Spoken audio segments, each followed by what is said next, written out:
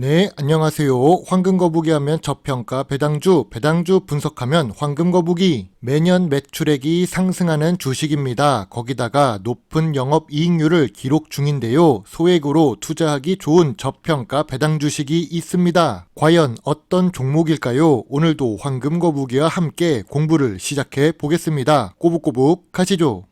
재무제표를 보겠습니다. 매출액이 매년 상승하는 주식은 좋은 주식일 가능성이 높습니다. 참고로 2022년에 매출액이 제일 높은 수준인데요. 영업이익과 당기순이익이 모두 2022년이 제일 높습니다. 5년 동안 매출액이 2.09배 상승했고 영업이익률은 14%에서 30% 사이를 기록 중입니다. 또 5년 동안 모두 당기순이익을 기록하고 있는 중이죠. 그럼 최근 재무제표도 함께 볼까요? 최근 매출액도 상승 추세입니다. 2022년 매출액이 2,954억인데 2023년 3분기 누적 매출액이 2,751억입니다. 2023년 4분기에 203억 이상 기록하면 전년도 매출액 이상으로 사업을 운영하는 것인데요. 최근 분기의 매출액들을 보니까 충분히 하고도 더 성장할 것으로 예상됩니다. 최근 모든 분기에 영업이익과 당기순이익을 기록 중인데요. 전년 동기 대비 2023년 3분기 매출과 영업이익이 모두 상승했습니다. 만약 최근에 주가가 상승했다면 2023년 3분기 실적이 좋아서일 수 있겠네요. 이 주식은 5년 평균 ROE도 낮습니다. 아쉽게도 미래 성장성이 있는 주식은 아닌데요. 그럼 재무 안정성이 좋은 주식일까요? 그동안 황금거북이가 올린 종목들에 비하면 부채 비율이 상당히 높습니다. 유보율도 낮은 것이 조금 아쉽네요. 재무 안정성이 좋다고 볼 수는 없습니다. 재무제표는 좋았는데 재무 안정성은 아쉽습니다. 세상에 완벽한 주식은 없는 것 같네요. 주식 차트를 보겠습니다. 고점 대비 거의 50% 하락한 주가입니다. 주가가 계속 하락 추세였는데요. 최근에 주가가 반등하고 있습니다. 아무래도 배당 주식이라서 12월이 거의 끝나가기 때문일 것입니다. 아무튼 매출은 매년 상승하고 있습니다. 재무제표도 좋습니다. 재무제표가 좋은데 계속 주가가 하락할 수는 없겠지요. 2023년 3분기 실적도 좋았으니까요.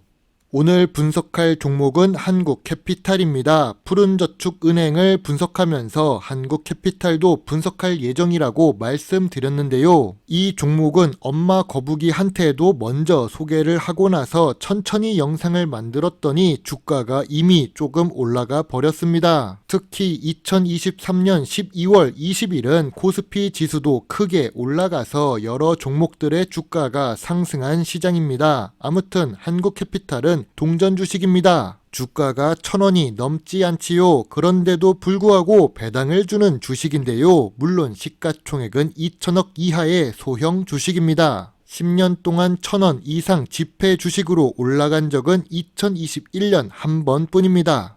한국캐피탈은 어떤 주식일까요? 1989년에 설립되었고 2001년 군인공제회를 대주주로 맞이한 주식입니다. 기타 금융업종에 있어서 미래 성장성은 떨어지지만 주요주주가 군인공제회라서 그나마 안정성이 올라가는 주식이지요. 또 리스크를 낮추기 위해 기업, 리스, 소매금융 등으로 포트폴리오를 다각화한다고 하는데요. 리스크를 낮추려고 했지만 최근 문제가 발생하는 대출 문제가 생길 수도 있습니다. 아무튼 주요 주주가 81% 보유하고 있어서 유통 주식이 겨우 19% 수준입니다. 거의 품절 주식이지요. 황금거북이는 한국캐피탈 주식을 좋아합니다. 그 이유 중 하나는 배당률이 높았기 때문입니다. 물론 2022년에는 배당 성향이 낮아지면서 배당금이 줄어들었다는 것은 많이 아쉬운 부분이지요. 그럼에도 불구하고 배당 수익률이 3%에서 4% 사이를 움직인다는 점이 좋았습니다. 또 배당 주식에 입문하는 사람들에게 좋은 주식이라고 봅니다. 주가가 1,000원 이하이기 때문인데요. 사람들은 가격이 싼 주식을 좋아하는 경향이 있습니다. 아무리 제가 좋은 주식이라고 해도 10만 원이 넘는 주식은 쉽게 매수하기 매수하지 못하기 때문이겠죠. 어찌되었든 한국캐피탈은 배당을 12년 연속으로 지급하는 만큼 배당 연속성이 있는 주식입니다.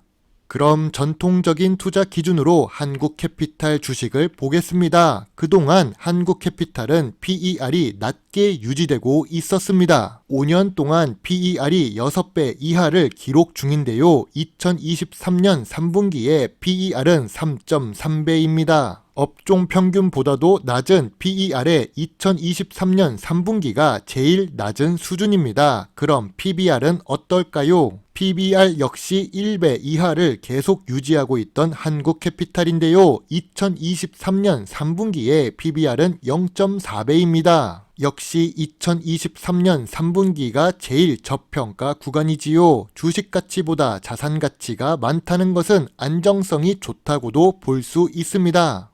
한국캐피탈의 PBR이 낮아진 이유가 무엇일까요? 우선 재무제표가 좋았기 때문입니다. 사업을 잘 하기 때문에 자산이 늘 수 있었겠지요. 자본 역시 마찬가지입니다. 다만 부채가 상승하는데 이건 금융 관련 주식이라서 어쩔 수 없습니다. 레버리지를 일으켜서 사업을 하기 때문이지요. 투자 활동도 하고는 있는데 2020년부터 투자하는 모습이 보입니다.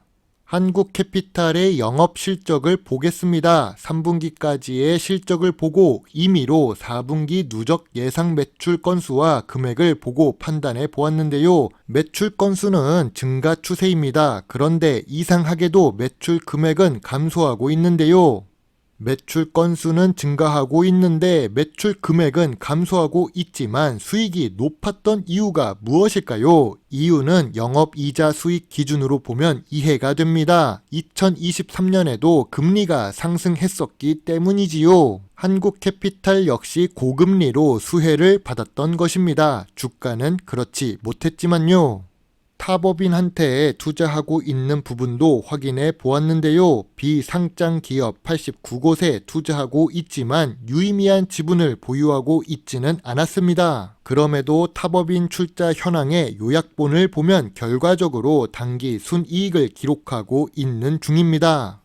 최근에 한국캐피탈은 역대 최대 금액으로 영구채를 발행했습니다. 뉴스 제목을 보면 대주주 군인 공제회에 서로 좋을 것 같다는 식으로 썼는데요. 일단 한국캐피탈의 영구채를 그동안 어떻게 발행했을까요? 2018년에 600억 6%, 2021년에 500억 5%를 발행했었습니다. 2023년에 1000억을 7.5%로 발행합니다. 30년 만기로 말이죠. 역대 최대 영구채 발행은 좋은 걸까요? 우선 영구채이기 때문에 자본이 증가한다는 것은 긍정적인 요인이 될 수가 있습니다. 자본이 증가하면 다른 곳에 투자를 더 할 수 있기 때문입니다. 실제로 공시를 보면 운영자금 목적으로 1000억을 발행하는 거니까요. 그런데 이자율이 다른 시기보다 높은데도 채권을 발행했습니다. 이는 리스크가 증가하는 요인으로 작용할 수가 있는데요. 영구채 발행은 발행 시기가 중요하기 때문입니다. 우리가 일반적으로 다루는 금액이 아닌 수백억, 수천억이기 때문에 1%의 이율도 큰 효과를 낼 수가 있거든요. 아무튼 한국캐피탈은 10년 동안 1000원 지폐로 올라간 적이 한 번 있습니다. 그때가 2021년입니다. 주식시장에 자금이 모인 시기이지요. 그리고 현재 주가는 전통적인 투자 기준에 잘 맞는 구간입니다. 지난 5년 동안 한국캐피탈은 성장하고 있었으니까요. 재무제표는 계속 상승하고 있었습니다. 황금 거북이는 예전에도 500원부터 600원 사이에 한국캐피탈에 투자해서 안정적인 수익을 기록한 적이 있습니다. 한국캐피탈이라는 이름으로 유튜브 영상으로 여러 차례 올린 적이 있지요. 재무제표가 좋은 주식에 배당도 주니까 투자를 했었는데요. 현재 주가는 딱 저평가 구간을 벗어나기 직전 600원 아래입니다. 참고로 저평가 구간은 500원부터 600원 사이라고 보고 있지요. 황금거북이의 한국캐피탈 투자 노트입니다. 좋은 재무제표를 가지고 있습니다. 배당 수익률이 4% 이상을 기록하는 중인데요. 2023년 3분기가 제일 저PER, 저PBR 구간입니다. 여전히 600원 이하가 저평가 구간이며 엄마거북이도 보유한 주식이지요. 다만 부채 비율이 높습니다. 제2금융권 이미지가 있어서 좋은 브랜드 이미지는 아닙니다. 금융 관련 주식이라서 미래 성장성도 낮지요. 다만 1,000원 이하의 저렴한 주식이라는 부분과 배당 매력이 있고 금융 주식이지만 12월에도 저평가를 기록한다는 점에서 좋은 주식이지 않을까란 고민을 해봅니다. 황금 거북이는 별점 7점의 소액 매수 의견입니다.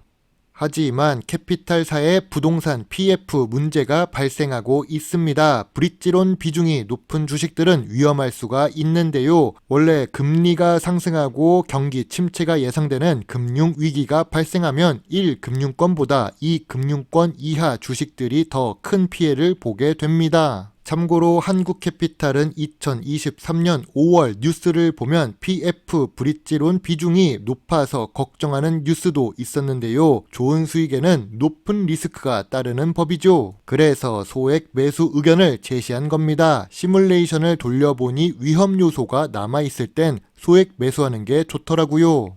그래도 금융 주식 중에서 아직도 저평가 구간에 있는 주식입니다. 이미 큰 규모의 증권 회사와 제1 금융 관련 은행 주식들은 주가가 오른 상태입니다. 배당 주식도 저평가 구간에 매수해야 좋은 수익을 낼 수 있지요. 무턱대고 배당 주식 투자하고 나서 배당락 맞으면 결국 수익보다 기회 비용이 발생하는 경우가 있습니다. 이런 부분을 참고해서 투자하셨으면 좋겠네요. 제 영상을 보시고 조금이라도 주식 공부에 도움이 되셨으면 좋겠습니다. 물론 투자의 책임은 매수, 매도 단추를 누른 본인에게 있다는 것을 잊지 말아 주세요. 배당 주식 유튜버 황금거북입니다. 감사합니다.